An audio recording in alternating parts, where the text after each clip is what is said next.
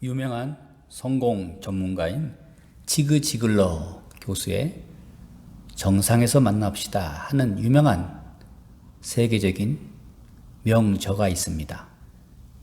그 책 속에 나오는 이야기입니다. 이 책 속에서 무려 17년 동안 전응아로 살았던 한 천재의 이야기가 나옵니다. 빅터 세르비아 고프라고 하는 15살 된 학생이 선생님으로부터 충격적인 말을 듣습니다. 선생님은 이 학생에게 말하기를, 너는 전응하다.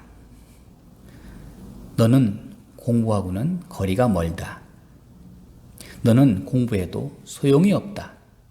전응아, 바보라는 이야기죠. 이 학생은 선생님의 말을 듣고 무려 17년이나 전응아로 인생을 살게 됩니다. 선생님의 말씀을 철떡같이 믿고 나는 전응아다. 나는 전응아이기 때문에 나는 이렇게 살아갈 수밖에 없다. 그러면서 17년 동안 떠돌이 생활을 하면서 살아갑니다. 자, 자기 자신을 전응아로 믿으면서 자기가 자기 자신을 스스로 무시하고 또 다른 사람들로부터도 자기는 무시당해도 당연하다 생각했습니다. 그러던 중 우연치 않게 32살쯤 되었을 때 다시 자기의 지능지수 IQ 검사를 받게 됩니다. 그랬더니 IQ 지능지수가 무려 161이나 나왔습니다. 전응아가 아니라 엄청난 천재의 IQ를 가지고 있었던 것입니다. 그때부터 이 젊은 청년은 나는 전응아가 아니다. 나는 천재다.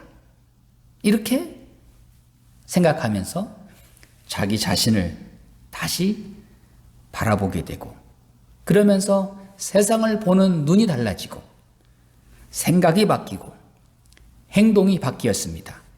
여러분, IQ 130만 넘어도 수재라는 소리를 들을 수가 있는데 162일이라면 놀라운 지능이지요. 그는 이후로 많은 책을 썼습니다. 특허도 내었습니다. 사업에 크게 성공하고 많은 돈을 벌었습니다. 나중에는 IQ 148 이상의 사람만이 회원으로 가입할 수 있는 멘사 클럽의 회장이 되기도 합니다.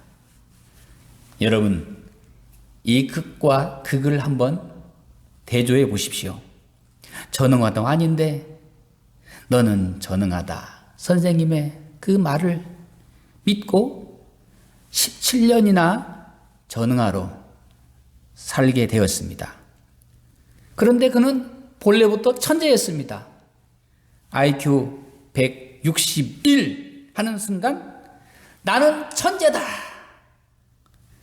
그렇게 세상을 놀라게 하는 천재로서의 제2의 삶을 살게 된 것입니다.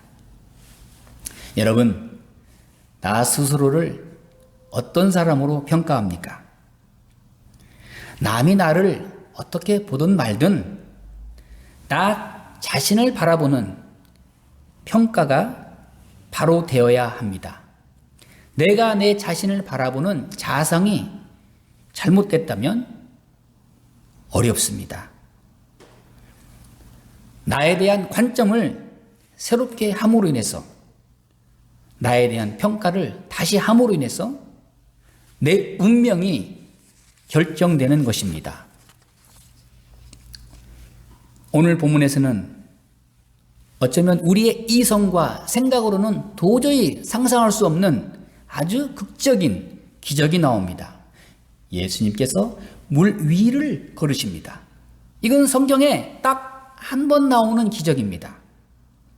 먼저는 22절 말씀에 예수께서 즉시 제자들을 재촉하사, 예수님께서는 예수님을 따르는 많은 무리를 보내시고 한적한 곳으로 가시면서 제자들을 배에 태워서 앞서 건너가게 보내십니다.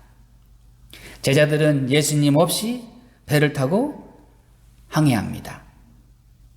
마태복음 8장 23절에서 27절을 보게 되면 예수님께서는 한번 제자들과 함께 배를 타고 가신 일이 있습니다. 그때 큰 풍랑을 만납니다. 예수님께서는 주무시다 말고 일어나셔서 바람과 파도를 잔잔케 하십니다. 그런데 오늘 본문에서는 예수님은 함께 하지 않고 제자들만 배를 타고 가는 모습을 볼 수가 있습니다. 갈릴리 바다를 항해합니다. 갈릴리 바다는 남과 북으로 길게 뻗은 큰 호수이기도 합니다. 비록 작은 호수일지라도 사람들은 갈릴리 바다라고 부릅니다. 근데 문제는 이 갈릴리 바다에는 예상치 못한 돌풍이 자주 일어납니다. 때문에 예수님 없이 제자들이 한밤중에 배를 타고 건너가는 그 도중에 예상치 못한 큰 풍랑을 만나 제자들이 다 죽게 되었습니다. 배에 탄 제자들은 대부분이 다 어부 출신들입니다. 이들은 갈릴리 바다 하면 손바닥 들여다보듯 상황을 훤히 알 수 있는 사람들입니다. 근데 문제는 예수님께서 배에 함께 하지 않음으로 인해서 이들은 더 큰 풍랑을 만났습니다. 오늘 본문의 말씀에 고난을 당하더라. 고난이란 즉시 죽을 지경에 이른 엄청난 위기를 당하더라. 감당할 수 없는 시련을 겪더라 하는 의미입니다. 예수님께서는 기도하시는 중에 고난을 만난 제자들을 보십니다. 그 배에서 두려워 떨고 있는 부르짖는 제자들의 소리를 들으십니다. 예수님께서는 풍랑을 만난 제자들을 즉시 찾아가십니다. 즉시 물 위로 걸어오십니다. 이것은 이전에도 없었고 그 이후에도 없는 놀라운 기적입니다. 성경은 기적으로 가득합니다.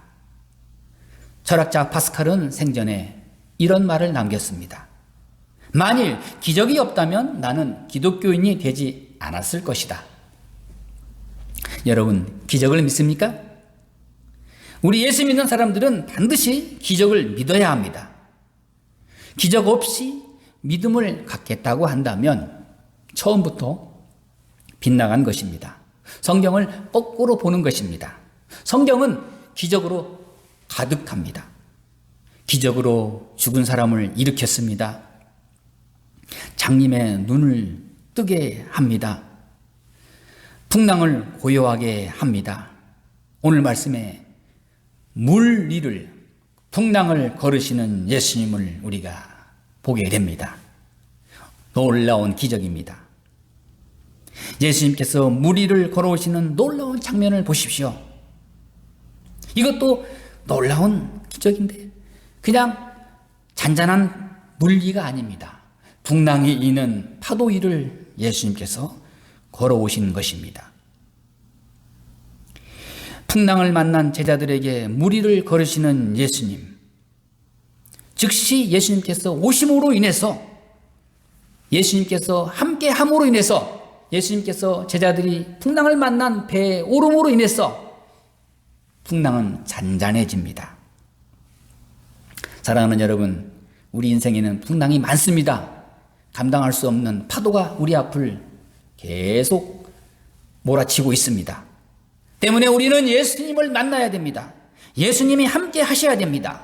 그래야 우리가 감당할 수 없는 고난과 풍랑도 우리가 견딜 수가 있는 것입니다. 더 나아가서 예수님이 함께 하시면 잔잔한 풍랑이 되는 것입니다. 시련도 잠잠하게 되는 것입니다. 많은 화가들이 물 위를 걸으시는 예수님을 성화로 그렸습니다. 물 위를 걸으시는 예수님을 베드로가 보았습니다. 베드로의 시선은 물 위를 걸으시는 예수님을 바로 보고 있습니다. 이제는 인간의 세계에서, 인간의 지식에서 벗어나서 하나님의 아들의 세계로 들어가는 순간입니다. 베드로는 깜짝 놀랐습니다. 그리고 그는 부르짖습니다. 주여, 정말로 주님이시거든 나로 하여금 물 위로 걸어오라 하소서.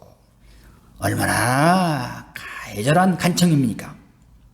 베드로는 나도 한번 물 위를 걸어볼 수만 있다면, 우리 주님께서 물 위를 걸으시는데 수제자인 나도 한번 걸어보고 싶다. 그런데 여러분, 아무나 물 위를 걸을 수 있습니까? 하고 싶다고 되는 일입니까? 아닙니다.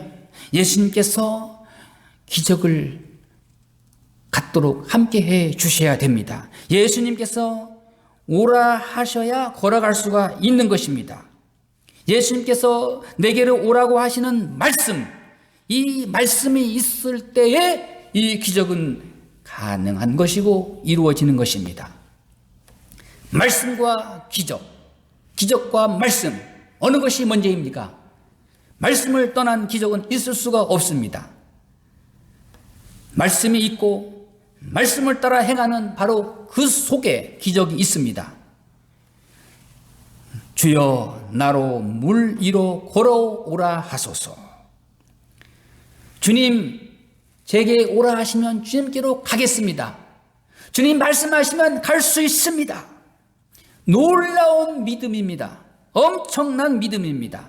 말씀에 의한 믿음, 말씀에 순종하여 인간적인 세계와 인간적인 지식과 모든 경험을 다 내려놓고 새로운 차원을 맞이하는 순간입니다. 주여, 말씀하소서. 말씀하시면 내가 물 위를 걸을 수 있습니다. 주님께서 오라 하시면 주님께로 갈 수 있습니다. 예수님은 내게로 오라. 베드로가 물 위를 걷습니다. 이제 예수님을 보고 예수님 말씀에 순종함으로 풍랑을 걷는 베드로를 보십시오. 놀라운 기적입니다. 하지만 그 순간 예수님을 바라보던 시선을 사납게 이르는 그 풍랑을 바라보았습니다. 베드로는 사나운 물결을 보았습니다. 큰 파도 물결을 보는 순간 그는 깊은 바다 물속으로 빠져듭니다. 두려워하는 마음을, 의심하는 마음을 품게 되자 그 순간 깊은 바다로 빠져듭니다. 주여, 나를 구원하소서. 급히 부르짖습니다. 인자하신 예수님께서 즉시 손을 내미셔서 부르짖는 베드로의 손을 잡아 일으키십니다. 그렇습니다. 말씀을 믿고 말씀과 함께할 때 기적이 내게 있었습니다. 그런데 의심하는 순간, 사나운 풍랑을 보는 순간 그는 깊이 빠져들었던 것입니다. 사랑하는 여러분, 요동치는 풍랑을 보지 마시고 우리와 함께 하신 예수님을 끝까지 바라볼 수 있기를 바랍니다. 말씀하시는 예수님만 바라봐야 합니다. 거기에 기적이 따라오기 때문입니다. 히브리서 12장 2절 말씀에 믿음의 주요 온전케 하신 이인 예수를 바라보자.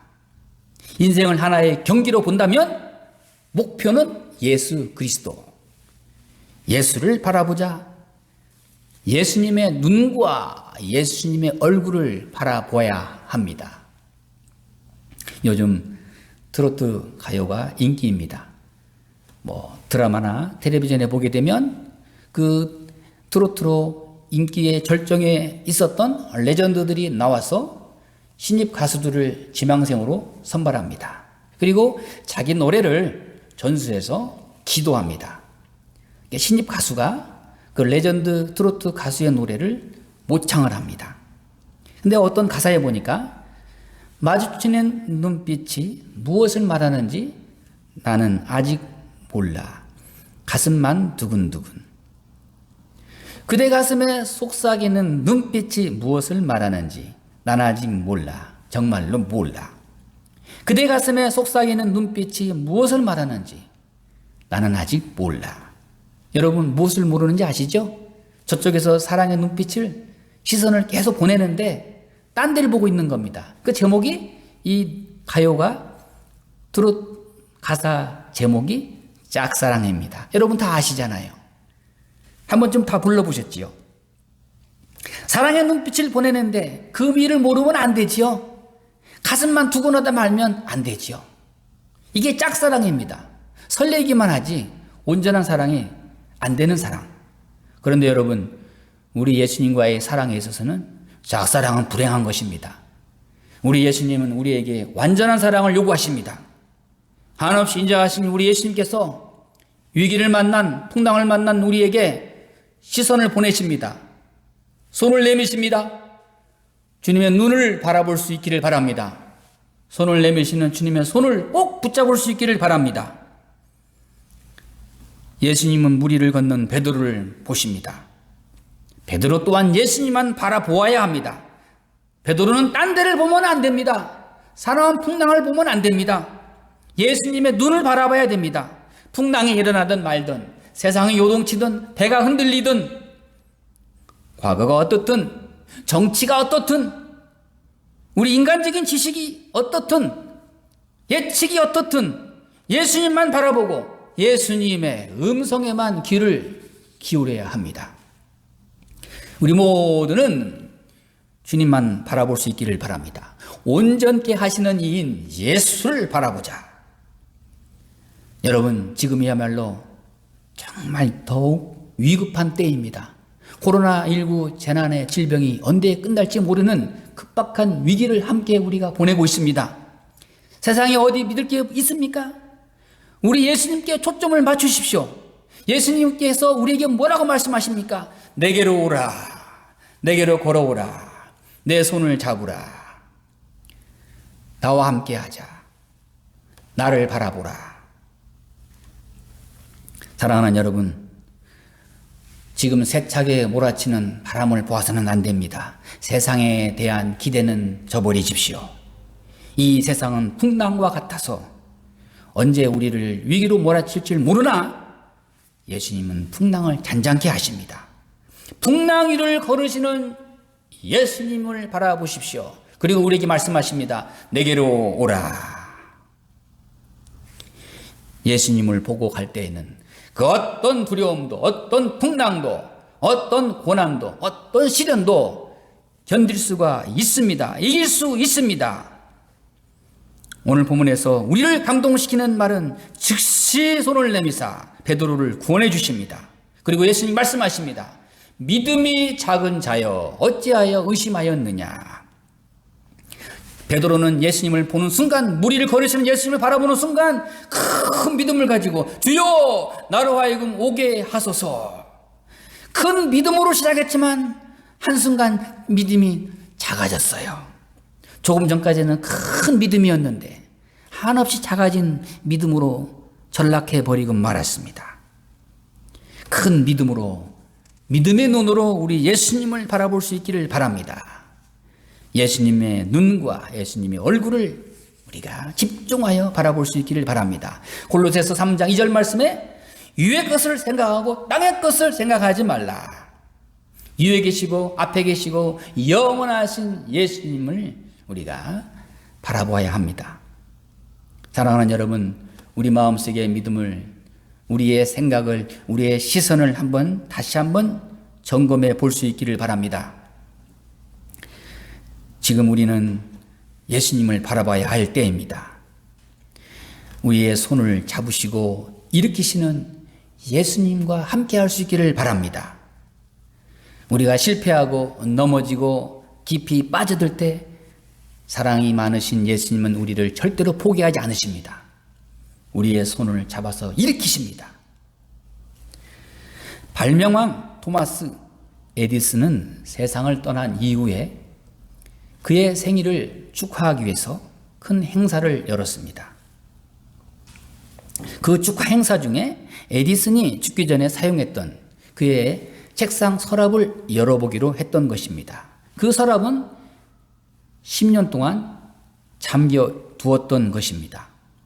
자, 이제 그 에디슨의 책상 서랍을 열어보았더니 거기에는 딱 한 장의 종이가 놓여 있었습니다. 그 종이에는 이렇게 쓰여 있습니다. 캄캄한 곳에 떨어질 때 요나를 생각하라. 얼마나 의미 있는 말씀입니까? 요나를 생각하라. 여러분, 요나를 아시지요? 요나는 일단 하나님의 음성을 들었습니다. 명령을 받았습니다. 그런데 요나는 불순종했습니다. 니느웨를 가지 않고 다시스로 도망치고 말았습니다.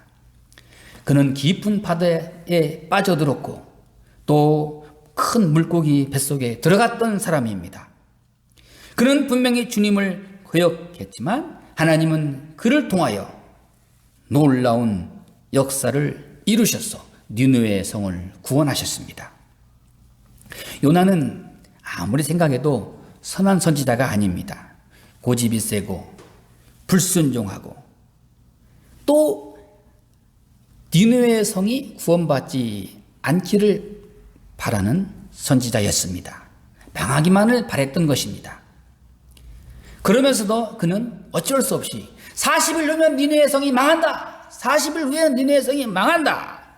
이 불성실한 요나, 반항하는 요나, 하나님은 이 요나의 입술을 통해서 복음을 전하셔서 니느웨 성이 구원받도록 하십니다. 자, 하나님은 요나같이 못된 사람의 기도를 통하여서도 그를 쓰셔서 니느웨 성을 구원하셨습니다. 에디슨은 바로 그것을 깨달은 것입니다. 에디슨은 못된 요나를 쓰시는 하나님, 불순종한 요나를 다시 쓰시는 하나님, 요나를 통하여 말씀하시는 하나님, 구원하시는 하나님, 죄를 사하시는 하나님, 바로 그 하나님을 믿었던 것입니다. 사랑하는 여러분, 세상이 세차게 흔들리고 있습니다. 지각 변동이 일어나고 있습니다. 풍랑이 너무 심합니다. 감당할 수 없습니다. 반면 우리가 탄 배는 너무 작습니다. 너무 초라합니다. 우리의 믿음은 파산 직전입니다. 마치 베드로가 깊은 바다에 빠져 들어가는 것 같은 순간을 맞이하고 있습니다. 다시 한번 우리는 주님의 음성에 귀를 기울여야 할 것입니다. 너는 내게로 걸어오라. 풍랑을 보지 말라. 내 음성만 듣고 나만 보아라.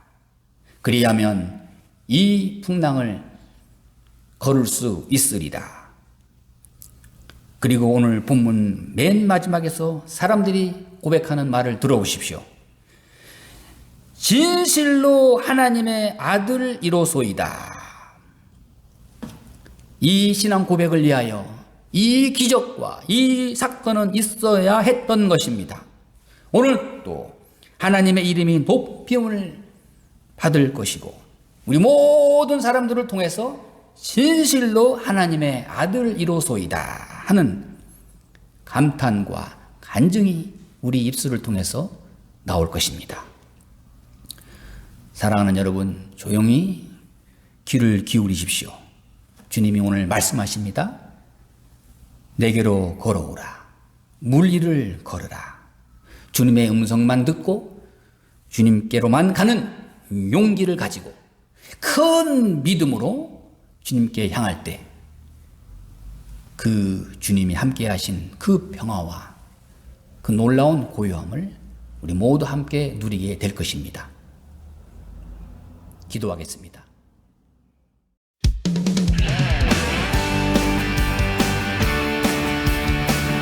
우리가 주님을 바라볼 때 주님께서 우리 안에 새 일을 행하실 것을 믿습니다. 주님을 바라보는 자 넘치는 새 힘을 얻으리. 독수리 날개쳐 오르듯 일어나 주를